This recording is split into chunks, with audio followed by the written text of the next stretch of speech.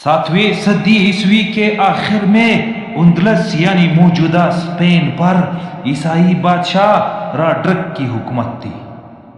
اس کی حکومت ظلم، ناانصافی اور بدعنوانی سے بھرپور تھی۔ عوام بادشاہ کی ظلم سے تنگ آ چکے تھے۔ اسی دوران شمالی افریقہ میں مسلمانوں کی ایک مضبوط حکومت تھی۔ افریقہ کے گورنر موسیٰ بن نصیر تھے، جن کے ماتحت ایک بہادر سپہ سالار طارق بن زیاد تھے۔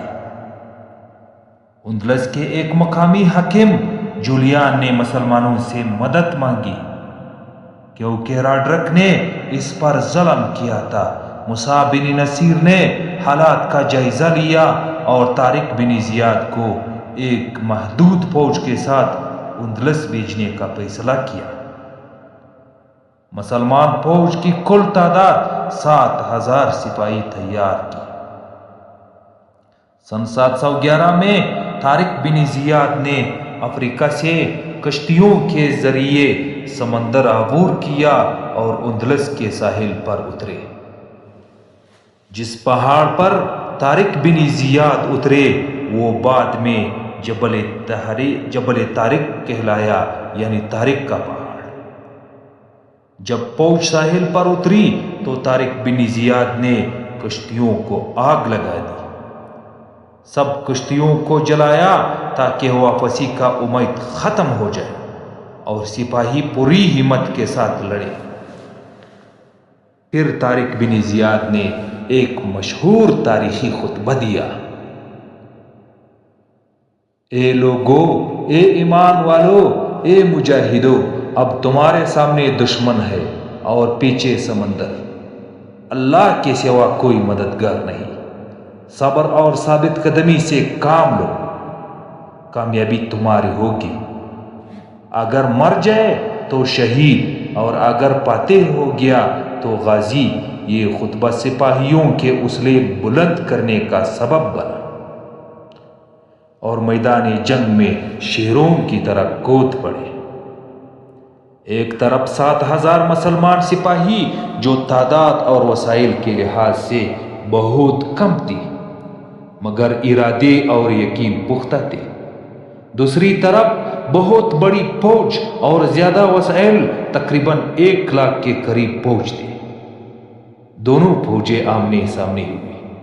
طارق بن زیاد نے بڑے حکمت عملی سے جنگ لڑی، اپنے فوج کو چھوٹے دستوں میں تقسیم کیا، دشمن پر اچانک حملے کیے، اللہ تعالیٰ پر مکمل بھروسہ رکھا۔ کئی دنوں کے شدید لڑائی کے بعد راڈرک مارا گیا اور اس کی فوج نے شکست کھا گئی۔ یہ جنگ اندلس کی فتح کا فیصلہ کن موڑ ثابت ہوئی۔ جنگ کے بعد طارق بن زیاد نے تیزی سے اندلس کے اہم شہر فتح کیے، جن میں قرطبہ، تھلیتلا، اشبیلیہ اور غرطالیہ۔ مسلمان فوج جہاں جاتی عدل قائم کرتی، لوگوں کے جان و مال کی حفاظت کرتی، زبردستی مذہب تبدیل نہیں کرواتی۔ اسی حسن سلوک کی وجہ سے مقامی آبادی نے مسلمانوں کا ساتھ دیا۔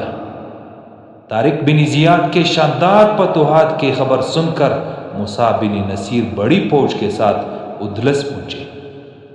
ابتدائی طور پر دونوں کے درمیان غلط فہمیاں پیدا ہوئی، مگر بعد میں سب کچھ درست ہو گیا اور فتوحات کا سلسلہ جاری رہا۔ طارق بن زیاد کے فتح کے بعد اندلس میں اسلامی حکومت قائم ہوئی۔ علم، تہذیب، سائنس اور عدل کا دورہ شروع ہوا۔ اندلس دنیا کا عظیم علمی مرکز بن گیا۔ یہ سب ایک سچی ایمان، قربانی اور اللہ تعالیٰ پر توکل کا نتیجہ تھا۔ طارق بن زیاد ایک ایسا کردار کا مالک تھا، غیر معمولی بہادر، مضبوط ایمان، سادہ زندگی، عظیم قیادت۔ ایمان کم ہو تو تعداد معنی نہیں رکھتی، اللہ تعالیٰ پر بھروسہ ہو ناممکن ممکن ہو جاتا ہے۔ عدل اور اخلاق سے دل فتح کیے جاتے ہیں۔ طارق بن زیاد کی اندلس کی فتح صرف ایک جنگ نہیں تھی، بلکہ یہ ایمان کی طاقت، قربانی اور تاریخ کا عظیم باب ہے۔